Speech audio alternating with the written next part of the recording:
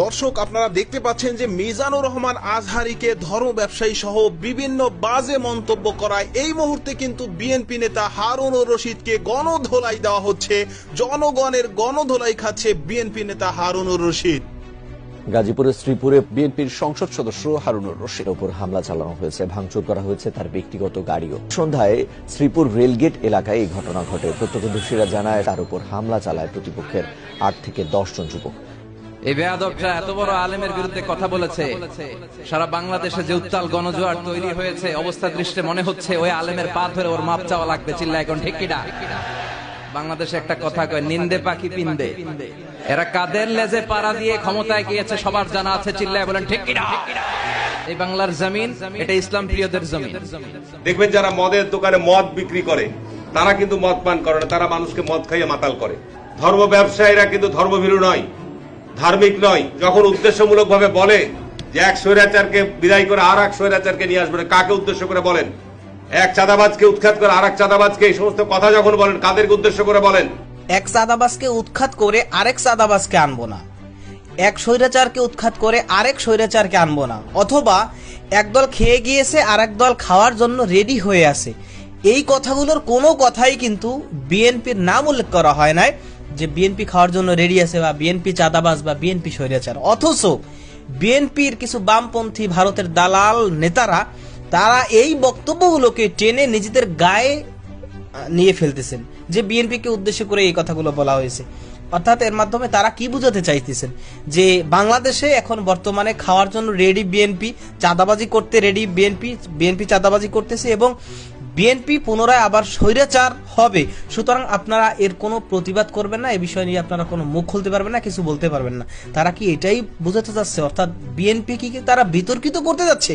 এবং শুধুমাত্র তাই নয়, এই বিএনপি নেতা হারুনুর রশিদ সে মিজানুর রহমান আজহারী সাহেবকে বলতেছে ধর্ম ব্যবসায়ী। তাহলে কিছুদিন আগে তো আমরা দেখলাম যে এই হারুনুর রশিদ বিএনপি নেতা সে নিজেই সংসদে কোরআনের আয়াত বলতো, হাদিসের অর্থ বলতো। তাহলে মিজানুর রহমান আজহারী কোরআন হাদিসের কথা বলায় যদি ধর্ম ব্যবসায়ী হয়, তাহলে তুমি তো আরো বড় ধর্ম ব্যবসায়ী। এবং শুধুমাত্র তাই নয়, এরকম ধরনের বিভিন্ন রকমের উল্টো পাল্টা বাজে মন্তব্য করে মিজানুর রহমান আজহারী সাহেবকে নিয়ে বাজে মন্তব্য করে এবার একেবারে জনগণের হাতে গণধোলাই খেয়েছে এই বিএনপির বামপন্থী নেতা হারুনুর রশিদ এবং ভারতের দালাল হারুনুর রশিদ। দর্শক, এ বিষয়ের কিছু অংশ ভিডিওর শুরুতে শিরোনামে আপনারা দেখে এসেছেন, বিস্তারিত দেখবেন পুরো ভিডিও জুড়ে। এই বিষয়গুলো দেখার পূর্বে আপনাদের একটা অনুরোধ করব, যারা আমাদের চ্যানেলে নতুন আসছেন চ্যানেলটি সাবস্ক্রাইব করে অল ক্লিক করে বেল আইকনটি চালু করে দিবেন, তাহলে নিত্য নতুন পরিবেশন করা আলোচিত সংবাদগুলো অটোমেটিকভাবে আপনারা পেয়ে যাবেন। দর্শক, চলুন আমরা দেখব যে মিজানুর রহমান আজহারী সাহেবকে নিয়ে উল্টোপাল্টা মন্তব্য করে ধর্ম ব্যবসায়ী সহ বিভিন্ন বাজে মন্তব্য করে যে এবার জনগণের হাতে গণধোলাই খেয়েছে বিএনপি নেতা হারুনুর রশিদ, সেটা আমরা দেখব। তার পূর্বে আমরা একটু দেখে আসি যে এই বিষয় নিয়ে সমুচিত জবাব দিয়েছেন মিজানুর রহমান আজহারী। এই বিএনপি নেতা হারুনুর রশিদের মতো যারাই ইসলাম বিরোধী এবং আলেম বিরোধী, তাদের নিয়ে অত্যন্ত গুরুত্বপূর্ণ কিছু কথা তিনি বলেছেন, গুরুত্বপূর্ণ কিছু জবাব তিনি দিয়েছেন, সেটা আমরা কিছু অংশ দেখে এরপর ওই বিষয়টা দেখব। ধৈর্য ধরে একটা লাইক দিয়ে ভিডিওটি দেখতে থাকুন এবং আপনার মতামত কমেন্টে লিখতে থাকুন। বাংলাদেশে যে উত্তাল গণজোয়ার তৈরি হয়েছে, অবস্থা দৃষ্টে মনে হচ্ছে ওই আলেমের পা ধরে ওর মাপ চাওয়া লাগবে। চিল্লা এখন ঠিক কিনা? বাংলাদেশে একটা কথা কয়, নিন্দে পাখি পিন্দে। কথা বলে ইসলাম মানুষ শান্তিতে থাকবা, কিন্তু এই ইসলামের কথাকে, এই শান্তির বাণীকে অনেকে সহ্য হয় না। আসরা নাই এদেশে এরকম উল্লুক্কা পাঠা? আসরা নাই? এরা ইসলামের প্রচার আর প্রসারকে নাম দিয়েছে মোল্লাতন্ত্র। কি নাম দিছে? ইসলামের বিজয় এদের ভাল লাগে না, ইসলামের গণজোয়ার অগ্রযাত্রা এদের ভাল লাগে না। আল্লাহ বলে মুতু বিগাইযিকুম, তোদের রাগ, তোদের ক্রোধ, তোদের আফসোস নিয়ে তোরা মর, ইসলামের তোরা কিচ্ছু করতে পারবি না। চিল্লায় বলেন ঠিক কিনা? সংসদে বসে আসরা নাই, ইসলামের নাম দিয়েছে মোল্লাতন্ত্র।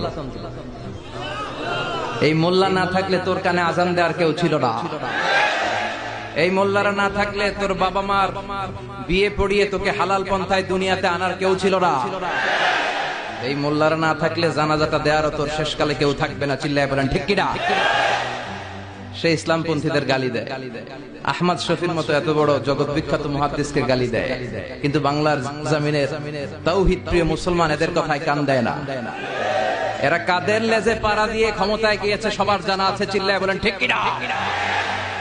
বাংলার জমিনের লোকজন তাহাজ্জুদ পরে দোয়া করে, আল্লাহ ঘরে ঘরে আহমদ শফি দাও, ঘরে ঘরে আল্লামা সাইদি দাও, ঘরে ঘরে মুফতি আমিনী দাও, ঘরে ঘরে দেশপ্রেমিক আল্লাহওয়ালা নবীওয়ালা কোরআনওয়ালা লোক দাও, চিল্লায় বলেন ঠিক কিনা।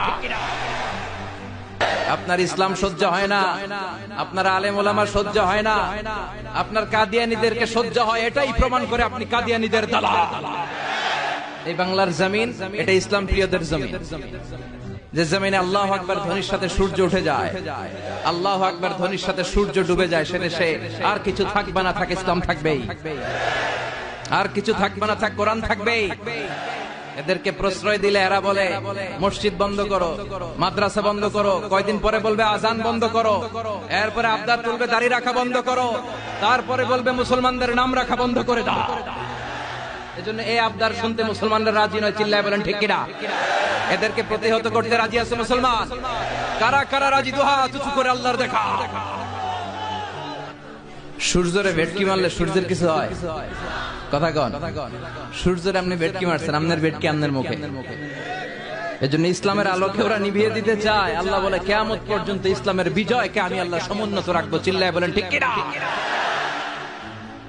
এই বেয়াদবটা এত বড় আলেমের বিরুদ্ধে কথা বলেছে, সারা বাংলাদেশে যে উত্তাল গণজোয়ার তৈরি হয়েছে, অবস্থা দৃষ্টে মনে হচ্ছে ওই আলেমের পা ধরে ওর মাপ চাওয়া লাগবে, চিল্লায় এখন ঠিক কিনা। বাংলাদেশে একটা কথা কয়, নিন্দে পাখি পিন্দে। কথা বলেন। তসলিমা নাসরিন নারীদের নিয়ে বই লিখছে, নারীদের কোনো দেশ নেই। এরপরে বোরকার বিরুদ্ধে কথা লিখছে, শেষ পর্যন্ত সে বাংলাদেশে থাকতে পারে নাই। ওরে যখন ইন্ডিয়াতে লুকিয়ে নেওয়া হয়, ওর গায়ে বোরকা পরিয়ে নেওয়া লেগেছিল, চিল্লায় বলেন ঠিক কিনা। আমরা এদের হেদায়েতের দোয়া করি, আমরা প্রত্যেকের জন্য হেদায়েতের দোয়া করি প্রথমে। আর যদি হেদায়েত নসিবে না থাকে, কারুন, সাদ্দাত, নমরুদ আর ফেরাউনের যে দশা হয়েছে, বাংলার জমিনের ইসলাম বিরোধী এই বেহায়াদের ওই দশা আল্লাহ তুমি করে দাও। ইসলাম হচ্ছে শান্তির ধর্ম। আমরা সব সময় সাম্প্রদায়িক সম্প্রীতি, ভালোবাসা এটাতে বিশ্বাস।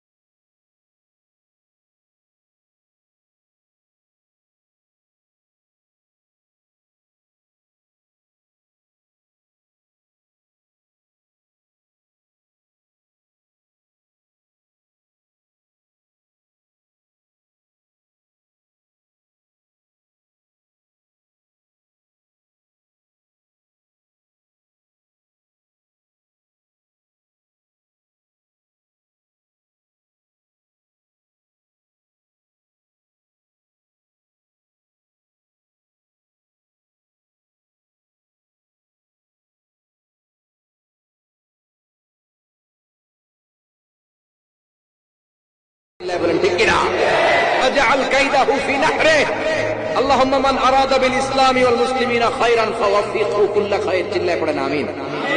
اللهم من أراد بالإسلام والمسلمين سوءا فاجعل كيده في نحره واجعل تدبيره تدميرا। ইসলামের বিরুদ্ধে যারা ষড়যন্ত্র করে, ওদের ষড়যন্ত্র ওদের ঘাড়ের উপর আপনি চাপিয়ে দেন। ওরা মুমিনদেরকে পালানোর জন্য যে গর্ত করে, ওই গর্তের ভেতরে আপনি ওদেরকে ডুবিয়ে দেন। এটাই ইসলামের বৈশিষ্ট্য। ইসলামের পিছু লাগলে ও ইসলামের কিছু করতে পারে না, ও নিজের কপাল পড়ে ফেলে। ইসলামের বিজয়কে কিয়ামত পর্যন্ত জারি রাখবে কে? ইসলামের আলোকে বাতিকে কেউ নিভিয়ে দিতে পারে? চিল্লায় বলেন পারে।